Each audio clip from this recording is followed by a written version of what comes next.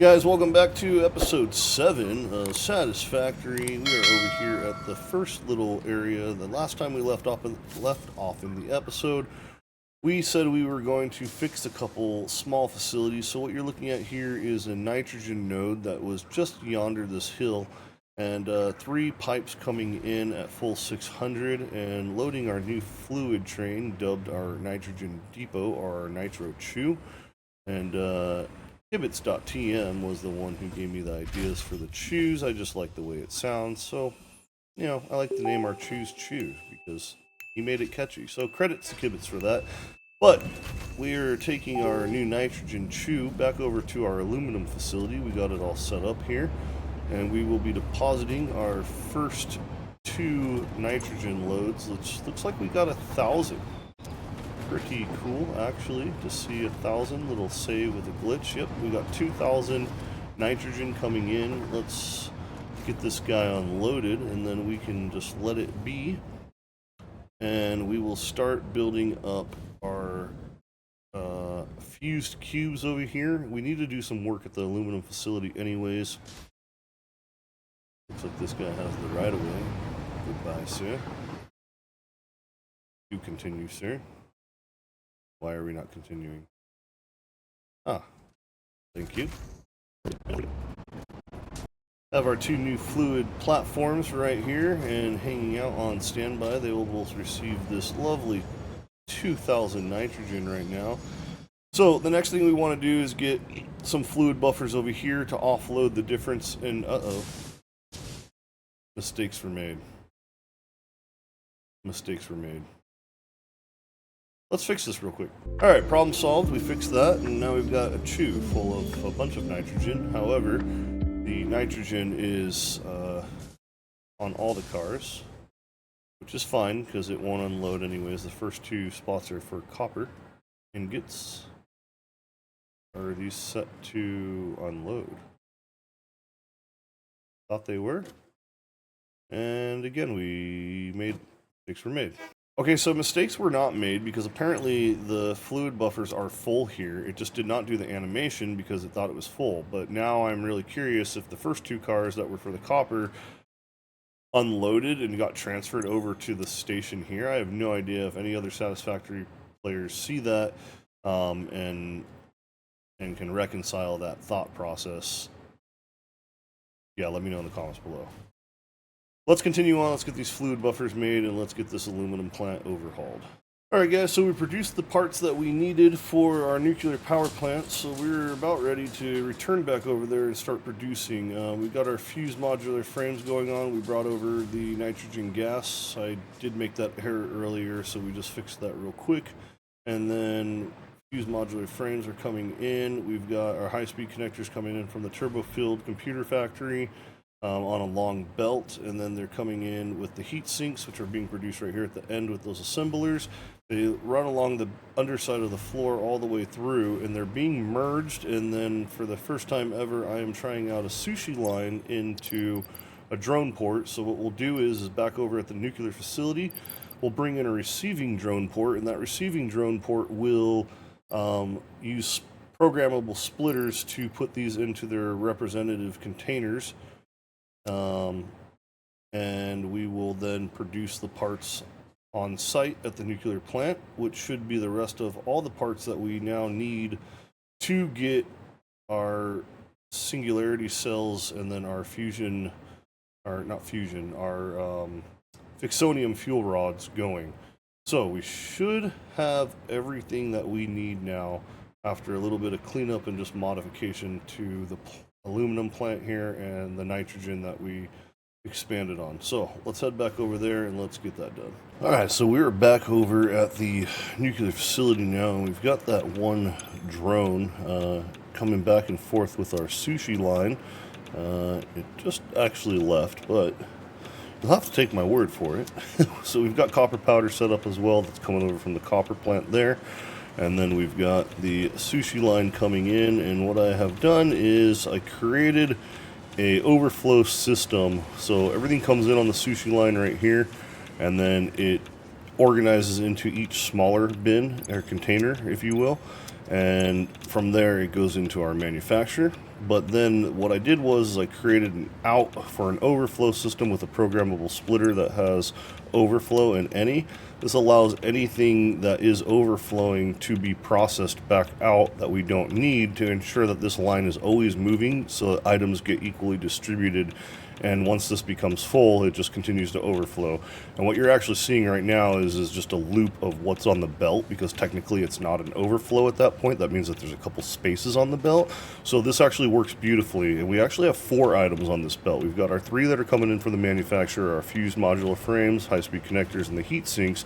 But then I've also got the dark matter crystals coming in here as well. So I've done a lot more work than what we updated on, so let's go ahead and walk through what we've got going on down here. So after we've got our manufacturer building our radio control units here, we take our radio control units and we are turning them into our pressure conversion cubes, which brings them upstairs to our particle accelerators, and we will go up there and take a look at that, and I'll show you what's going on there. You can probably see a couple things right now. We have been super busy on stream. We really made some progress here, but we've got 4 more particle accelerators. So the first 2 in the back here closest to the manufacturers are for nuclear pasta. We've got 1 nuclear pasta per minute coming out, and these guys just kind of hang out on standby because the numbers are just there. We only really need 2 nuclear pasta. The second one, or third one over here, I'm sorry, is a dark matter crystal, which we need for for the actual Fixium, I believe it is, over at the actual quantum encoders. And then we've got our Fixium that's being made and is getting rid of our plutonium waste. Originally, when I turned the system on, unfortunately, I apologize, I didn't do a recording, we had a backup of plutonium waste. However, since then, these new reactors here have been running beautifully, and we've been getting rid of all of our waste. And then we've got our Fixium coming out, which, if we follow the trail, which is underneath here, I put our quantum encoders. They were down here at one point, but I didn't like how the light shined through anything, so I felt like it was really out of place. And then I remember we had some space over here, so I wanted to kind of equalize everything. So we've got our encoders over here, which are producing our Fixonium fuel rods. And then we already had electric magnetic control rods being made, and then down below we are also making our Fix-It Trigon, and then Excited Photonic Matter is actually pretty much free. Just add power and you're good to go. And then obviously we've got that one particle accelerator making the Fixium that comes all the way over here. We've got 2 of them running. I have them both fully overclocked and slewed as well, and then they produce a byproduct of dark matter. So the dark matter is balanced and ran all the way back over for both of the particle accelerators on the rear. And then over here we've got our 2 converters that are just making our photonic matter, which 2 is better than 1 in this case, because it just kind of overflows the pipe, and this way you're always guaranteed to have it since there's no byproduct or no loop. Not a big deal. We've got our trigons being made right here as well. And for the trigons being made, I'm actually converting iron ingots and reanimated SAM to make the trigon ore iron. What's it actually called? Sorry, these new parts are kind of eluding me. A Fix-It ingot, actually. So that then makes a trigon. So we've got 4 or 5 of these guys that are making that, and then I believe down here, what was I doing with these? These are making, this is for iron ore, so we have iron ore right here. I was going to run one of the ore nodes all the way through the plant and bring it over, but I kind of got lazy with how long the belt actually would have been. As you can see, we've got quite a lot of belt work going on here, but I'm going to take you over now and let me show you real quick where our iron's coming from, because we've got quite a lot going on here. So let's head over there real quick. Alright, so we're just outside the facility here. We've got 2 belts of iron, full 1200 belts, by the way, that go into a single container right here at the top. And those 2 belts come back into our service tunnel here, which I have not just completely finished yet. But then we come over here and boom, we've got all of our iron being made right back here, because if you recall, we have 4 pure iron nodes right over here. We've got 2 here and 2 more over on that side of the facility. So we are utilizing 2 of the 4 nodes. We still have a bunch of space to do some stuff down here. This is supposed to be part of a service tunnel. However, I can convert this into some kind of small factory if we needed it. So I kind of left the facade unfinished due to that. You don't see most of this under here anyways. So we may come back through and do like a full like touch up and you know, aesthetic build, if you will, and kind of really finish everything up. But we've got our service tunnels going down that way. You'll notice a couple tiles are missing here or there, or I should say foundations are missing here and there, and that's because I usually go up and down to check on things or kind of move my way through. I haven't really fully built like 100% walkway and hyper tubes just yet in the facility, but I do plan to on stream at some point. So we'll have that. And over here I went ahead and we took this one limestone node that we had just out here, and I wasn't using it, and I was using so much cement, it just couldn't keep up.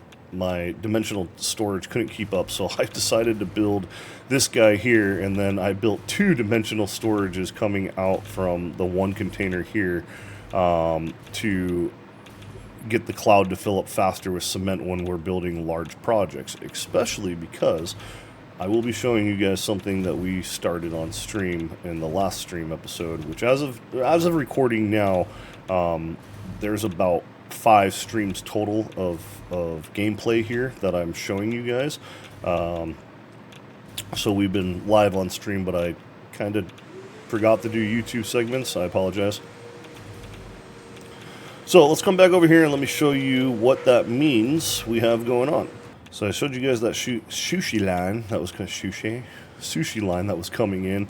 We've got our encoders. We are making our fixium. We are recycling the plutonium waste. We have our plutonium fuel rods, and then we have our fixonium fuel rods. And we have 10 and 10 nuclear plants. 10 are being powered by the plutonium fuel rods, and 10 are being powered by our fixium, which is pure, clean energy. We have done it. We have a full recycle system. It is running. Everything is looking good. Oh, but Tox, your belt's backing up here. You're not burning fast enough. Well, right you would be. So, what did we do to fix that problem? What we did was because I decided to leave the balancer on of the encoders and produce more fixonium fuel rods, we went ahead and we built another 10 nuclear power plants just to the back side of these ones here. And these ones, however, a little different. They're fully overclocked. Why? Because we want to burn them off. Well, they were fully overclocked. Sorry, we actually did take them down because it was burning faster than I wanted, and I wanted them to be on to have some power. So I apologize, slight error there. But at the rate that that belt is filling up, which is very slow, I perceive in the future that we will have a backlog of fixonium fuel rods, and when that happens, I will overclock these just to burn them off, so we can burn them off if we have to. Otherwise, I mean, it's super slow. Again, I think this setup has been online for about 2 streams now, and, you know, we're just now seeing the backlog coming down to here. So I would say in each stream, I'm roughly on for anywhere from 2 to 5 hours, and the last 2 times I was on for about 10 hours. So, you know, I would say that this will definitely fill up probably in another 10 hours or so, and then it'll start overflowing into there. Anyways, we have options. We can definitely overclock. Now, I wanted to show you guys something pretty cool. You might notice these blueprints here. This is a blueprint that I found online. I forget the gentleman's name. I apologize. I'll try to remember to edit it into the video and or share the link in the description for this blueprint. It's awesome. It looks good. It's very compact. He's got a lot of parts going on here. But here's something that's crazy about this. This is definitely a little bit of a cheat. And I am going to show you guys something. We did kind of do a little bit of cheating in the game, but it depends on what your preference is. This is still vanilla. It's just a blueprint. It's not my fault it works in the game. Hopefully Fixit doesn't actually fix it, because I kind of like the idea of it. It really reminds me more of like a well. Yep, you heard me right. So basically with that blueprint, you can actually place this thing down on land regardless of water, and still get water from your water extractors. So hopefully Fix It doesn't actually fix that, because I like it. Not only that, because then I would have to redo some plumbing. And we're going to head over. I'm going to fly a little high here, but our original 40 power plants over here turned into 42 plus 10. So we have 52 power plants over here working on uranium fuel rods, because we were producing so much uranium and none of these are even overclocked. I mean, look at our stores are still here. The belt system's working fine. And the only other thing I could have done to burn off the extra fuel rods would have been to overclock these guys. But to overclock these guys, it requires a buttload of water. And I am not redoing all the piping that we did underneath the facility. So I was looking around for a solution. Well, I'm so sorry. Let me backtrack, and I know this is long-winded, but I just want to give you guys a full update as you're following. I went looking for a solution originally because we're building on the edge of the map here. And fun fact, I'm not going to show you, you just take my word for it, I promise you. When you get far enough out into the ocean, eventually the game's undermap starts to go down. So when you're placing a water pump, it quite literally will just go down and it doesn't stay above the water. Now, I've tried using the tricks of using platforms and things like that, but I couldn't get it to align properly, which has caused me to start looking into blueprints, which made me think, oh, maybe somebody's already built a blueprint for a water pump, and that's when we actually found this guy. And upon reading, they said it'd work above ground. So, as you can see here, we have 5 of these blueprints up here above ground on the nice, warm, hot desert with no piping, but we can pretend that they're technically going all the way down. That is not our facility. I just want to mark that now. Wolf has a geyser somewhere out in the desert that he was working on, so that definitely was not our fuse. Just saying, that was not the main grid. Guarantee it. So anyways, we'll pretend that these water pumps here, you know, they're nice long filters are just connected through, and then, you know, we drilled through the good old planet here, and we are extracting our water. Now, what you're looking at here is you're looking at a total of 10 water plant systems plus 1 for the additional 2 that we put over here. These 2 are not overclocked. However, because these ones are fully overclocked, these bad boys require 600 per minute, which means that it is 2 pumps per 1 water, or per 1 water. Geez, what am I saying? Per 1 nuclear facility. So both of these pumps in this case are feeding water to this guy, and then there's the pumps down below, and I kind of went back and forth with every other one. I apologize, the wife is vacuuming in the background. If you can hear that, I apologize for that. Hopefully you can hear me better. I think you can. The mic does a good job of taking out background noise. Hopefully that's the case, because I'm going to continue. Anyways, we've got the other water pump down below, and then we've got pump here, and like I said, every other one, and then these bad boys are fully overclocked, and they're full of uranium fuel rods again. So I think we still have room to expand a couple more power plants, but I believe as of right now, this facility, while the facade is not complete, let's call the facade 80%, because I just have to realistically fix a couple walls, add some glass right here, and then we'll leave the last 10% for, you know, actually navigating the facility with hypertubes and walkways and things like that. We're going to call it that. As far as completion of the project and the working facility itself, at this point, it is 100. We'll call it 99.9, and I'll leave the 0.9 in there in case I decide to take that back down to 80% and do something crazy like add more overclocked power plants over here or something. But the recycling system for this is hardly even being touched. We scaled it so high, and one of the things that we failed to take into account when we scaled this was how much waste can stack.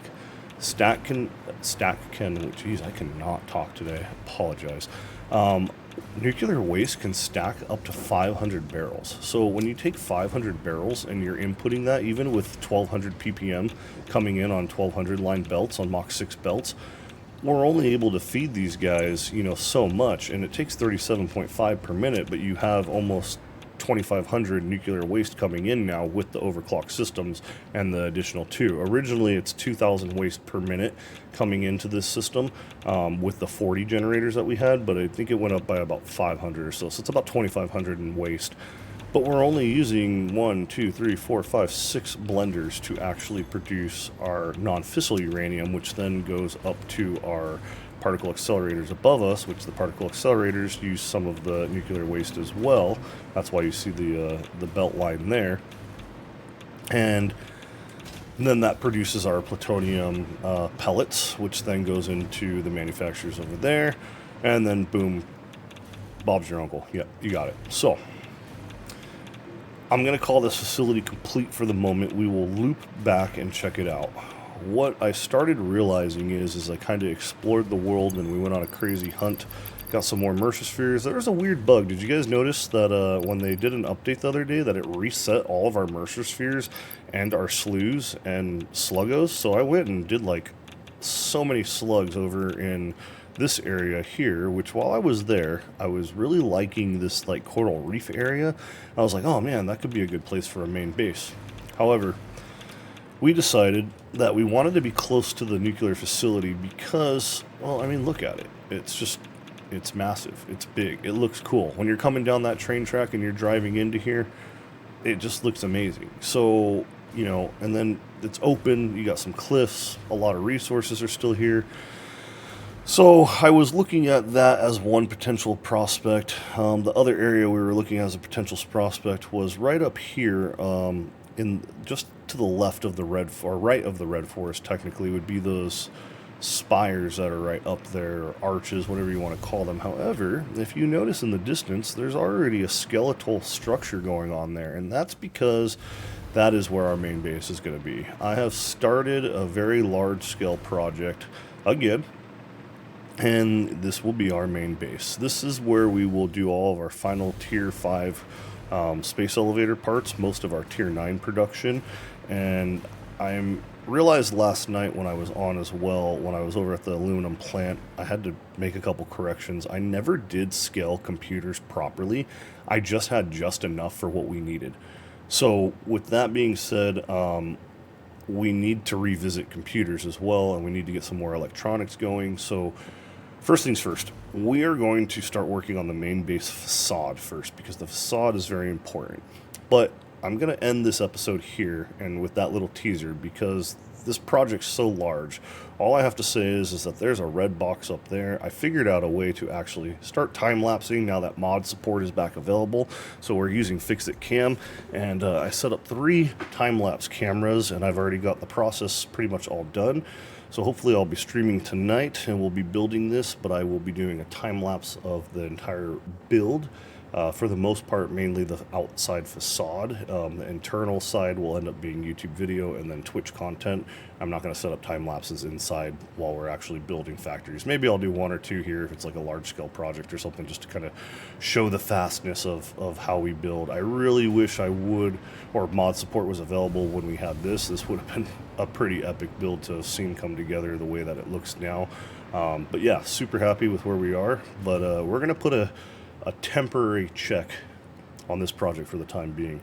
Until then, though, guys, don't forget you can head over to twitch.tv/MrToX M8 and hang out with us, or you can join the Discord, links below. And until then, I will see you guys in the next one. Peace.